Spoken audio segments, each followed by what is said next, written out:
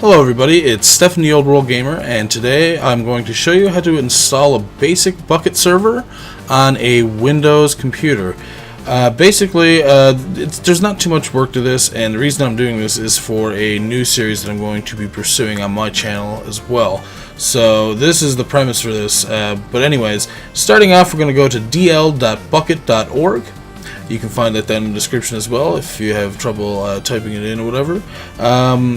So basically it'll bring you to this page, and it will have the craftbukkit server download, which is the recommended build as well, which is the most recent build that works without any bugs, or it's not a beta version or anything. And basically download this into a folder that you want to run your Bukkit server from. If you do one of those saves and it automatically just saves to your downloads folder, you can just again copy that over into the folder that you want it in, and just wait for it to download. It shouldn't take too long. For myself, I put it into a folder obviously titled as Bukkit, and I've obviously have a few more things here, different worlds that I was trying. I know some weird names, they're Gorgon, but yeah, basically when you get this craftbukkit.jar, you're going to want to make your own battery file for running your craftbukkit server. And basically I'll just open this up to show you what it looks like, and it opened up on the wrong screen. I have it set up so that it does 4 megs of RAM, and that's as a maximum. That's what the MX in this part right here stands for. That's the maximum amount of RAM that your Bukkit server will use. You can use more.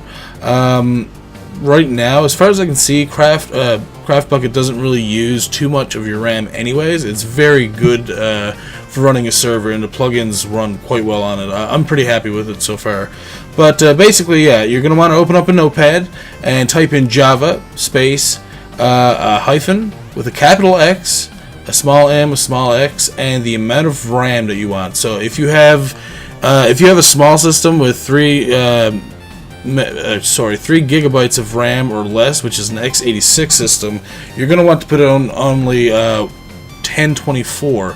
If you have any more than 3 gigs of RAM, you're going to have an x64 system, and therefore you can adjust it as you want. Myself, I have 32 gigabytes of RAM, so I could have potentially allocate a lot more than that. But from what I've seen so far, 4 gigs of RAM is more than enough for my machine, and it runs smoothly with no issues whatsoever. So anyways, getting back into it. So hyphen, capital X, small m, small x. Your number in increments of 1024 will equal each gig that you're going to allocate, followed by an M for megabytes. Have another space, hyphen jar, J-A-R, hyphen craftbukkit.jar. That will be in reference to the file you just downloaded, which will open up the server itself. Next, space, hyphen O, and then then space true, and then space pause in capital letters, and that will run your server. I'll just show you exactly what it looks like when you go to run it. Now I taken all the plugins out of my folder and put it somewhere else, so I'm just going to try running this as it is. As you can see, it reads out exactly what we typed in there, and it's starting to load up the Bukkit server. There we go, that's it. Bukkit server is officially running right now. If I go into my Minecraft into 1.6.4, if I go to multiplayer, go to direct connect, put in localhost. If you're going to your own server on your own machine, you only have to type in localhost into your server address here, and you should be able to join your server fine. And here we go. So that's not a good spawn point. But yeah, this is a basic Bukkit server. Now there are no plugins loaded in right now, but I think the first plugin I'm going to show off is the probably one of the most important ones, which is Essentials. And that being said, yeah, I guess so ends the Bukkit tutorial. Another thing that I guess I could mention, I'm just going to exit this.